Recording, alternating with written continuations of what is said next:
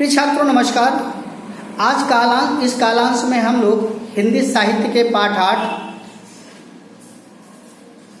एक टांग के सहारे छू लिया एवरेस्ट को ऐसी कहानी पाठ का हम अध्ययन करेंगे। और यह पाठ सच्ची घटना पर आधारित में, और इस पाठ के लेखक हैं अरुणिमा सिन्हा जी, जो हमारे राष्ट्रीय स्तर की वॉलीबॉल खिलाड़ी थी और उन्हीं के जीवन की सत्य घटना पर यह आधारित है और उन्हीं के द्वारा यह लिखी गई है। तो प्रिय छात्रों, कुछ हम आपको पढ़ाते चलते हैं, उनके बारे में बताते चलते हैं कि जो है एक ऐसी लड़की छू लिया, एक टांग के सहारे छू लिया एवरेस्ट, एक ऐसी लड़की की सच्ची घटना पर आधारित है जिसका नाम अरुणिमा सिन्हा है। प्रिय छात्रों, अरुणिमा सिन्हा का जन्म 20 जुलाई 1988 में अंबेडकर नगर उत्तर प्रदेश में हुआ था। 21 मई सन 2013 को एवरेस्ट की चोटी पर तिरंगा फहराया और इसके बाद वह एवरेस्ट के शिखर पर चढ़ने वाली पहली भारतीय दिव्यांग महिला बनी। कौन सी महिला बनी? पहली भारतीय दिव्यांग महिला बनी। इन्हें भारत सरकार द्वारा पद्मश्री सम्मान से सम्मानित किया गया था।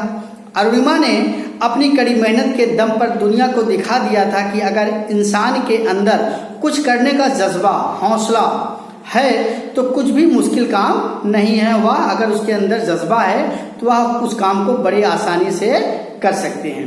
तो प्रिय छात्रों, आइए इस पाठ को हम पढ़ते हुए हम अपने जीवन में इस पाठ को उतारें और हम अपनी कमियों को, जो ये पाठ में दिया गया है कि अपनी कमियों को उसकी मजबूती बनाएं, उसको अपनी ताकत बनाएं, ऐसा इस पाठ में दर्शाया गया है। तो बड़ा अच्छा ही विषय है और बड़ी ही सच्ची घटनाओं पर आधारित है। यह हमारे जीवन में प्रेरणा देने वाला पाठ है। तो हम लोग बड़े रुचिपूर्वक और अच्छे से इस पाठ का अध्ययन करें। तो प्रिय छात्रों, आइए शुरू करते हैं। बरेली स्टेशन से थोड़ा ही दूर उन बदमाशों ने मुझे चलती ट्रेन से फेंक दिया था। प्रिय बच्चों, यह यात्रा कर रही थी बरेली स्टेशन से दूर जाने पर इनके साथ यह घटना घटी थी। लेकिन पूर्व में बता दूं कि यह जो है उस समय प्रदेश स्तर की वॉलीबॉल खिलाड़ी थी और इन्होंने CICF में एक आवेदन दिया था नौकरी के लिए। उसी की परीक्षा देने के लिए ये लखनऊ से दिल्ली के लिए निकली थी और बरेली स्टेशन पर इनके साथ कुछ लोगों ने ऐसी घटना को अंजाम दिया।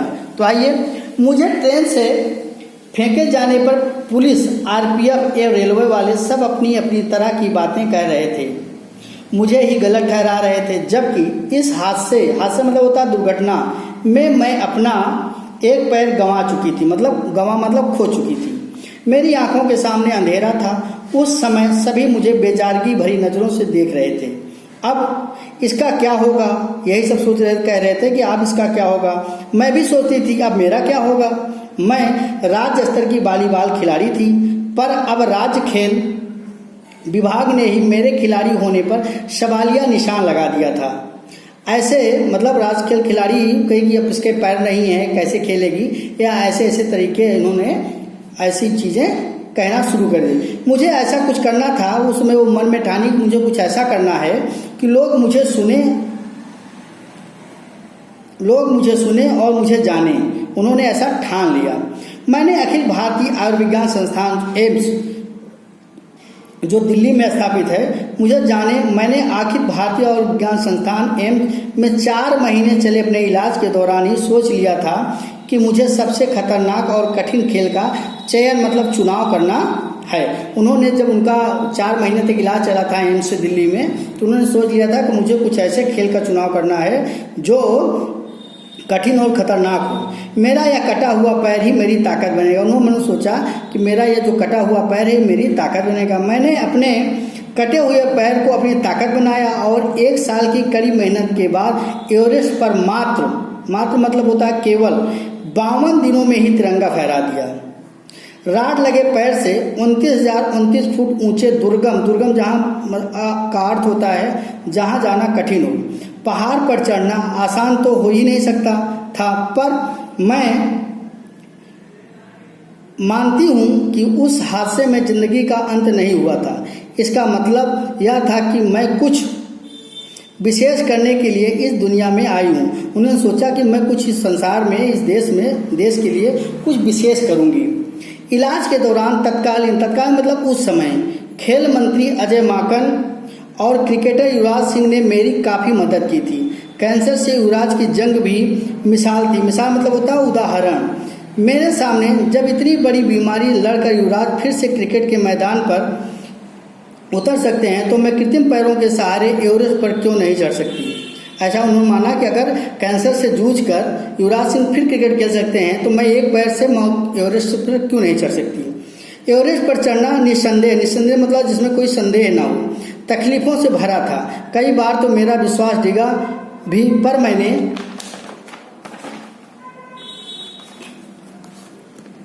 मैंने तकलीफ़ों को जुबा पर नहीं आने दिया। हर किसी के पैरों के बीच के साथ छोड़ रहे थे। ऐसे में मेरे पास तो एक पैर था ही नहीं।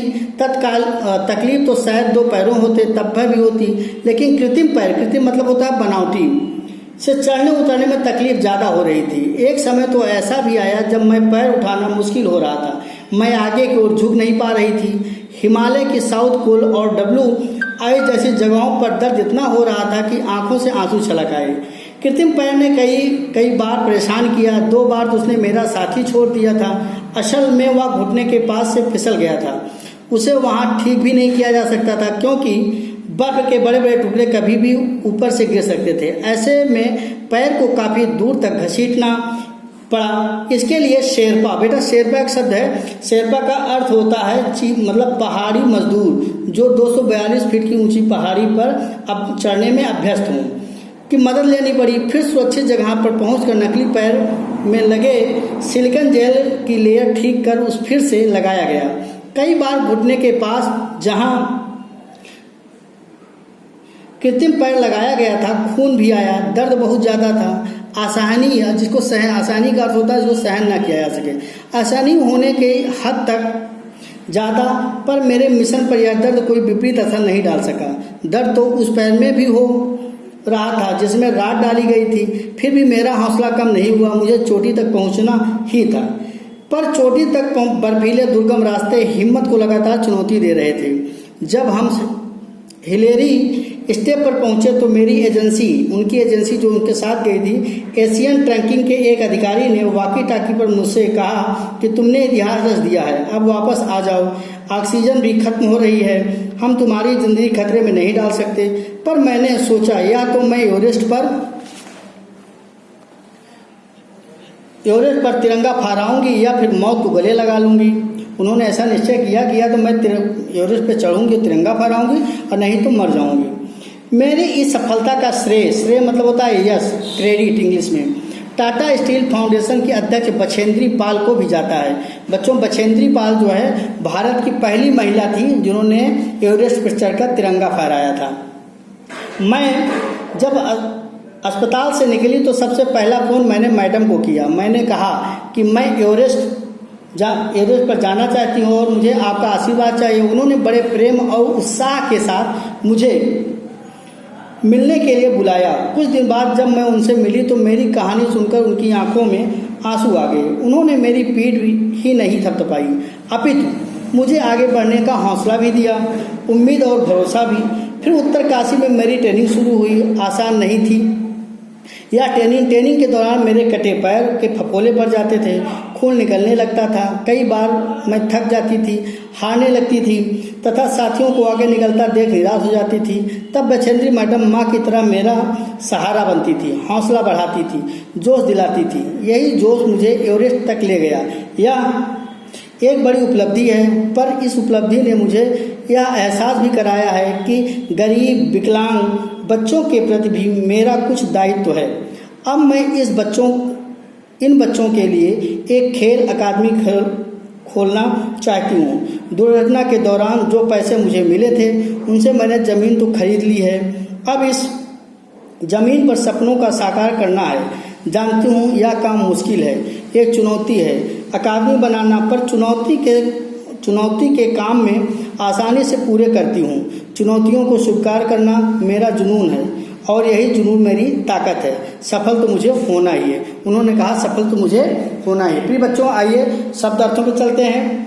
हादसा का अर्थ होता है दुर्घटना, चयन का अर्थ होता है चुनाव, दुर्गम का अर्थ होता है जहाँ जाना कठिन हो, कृत्रिम का अर्थ होता है बनावटी, डिगना का अर्थ होता है हिलना, गंवाना का अर्थ होता है खोना, मात्र का अर्थ होता है केवल, मिसाल का अर्थ होता है उदाहरण, निसंदेह का कोई जिसमें संदेह न हो, जुबां का अर्थ होता है जबान। बच्चों आइए प्रश्न उत्तर मौखिक तो मैं भेज दूंगा, फिर आइए बहुवैकल्पिक प्रश्नों पे चलते हैं।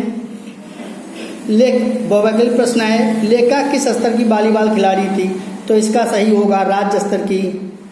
लेखिका ने कितने दिनों की चढ़ाई बाद एवरेस्ट पर तिरंगा फहराया? तो इसका सही होगा 52 दिनों में। एवरेस्ट की चढ़ाई के समय लेखिका की मदद किसने की थी? साथियों ने, शेरपा ने और सैनिकों ने। तो उसका सही होगा शेरपा ने।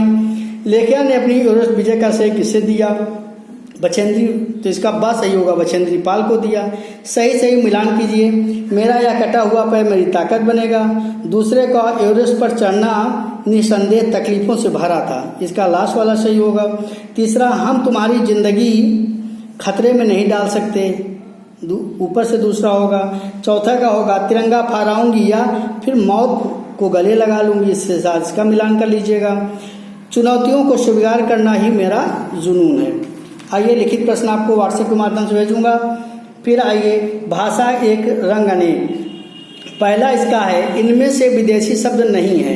ताकत बेटा विदेशी शब्द है, मैडम विदेशी शब्द है, कृत्रिम है सही है, कृत्रिम सा, पहले का सा सही है कृत्रिम।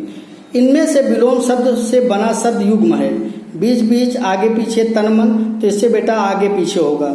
ठीक है, सही वर्तनी वाला शब्द है, इसका सही होगा। इसमें लिखा दूसरा, इसका सही होगा आशीर्वाद। ठीक है, नीचे दिए गए वाक्यों में सर्वनाम शब्दों पर गोला लगाइए। दिया सर्वनाम शब्दों पे आपको गोला लगाना है, जैसा कि आप सब जानते हो।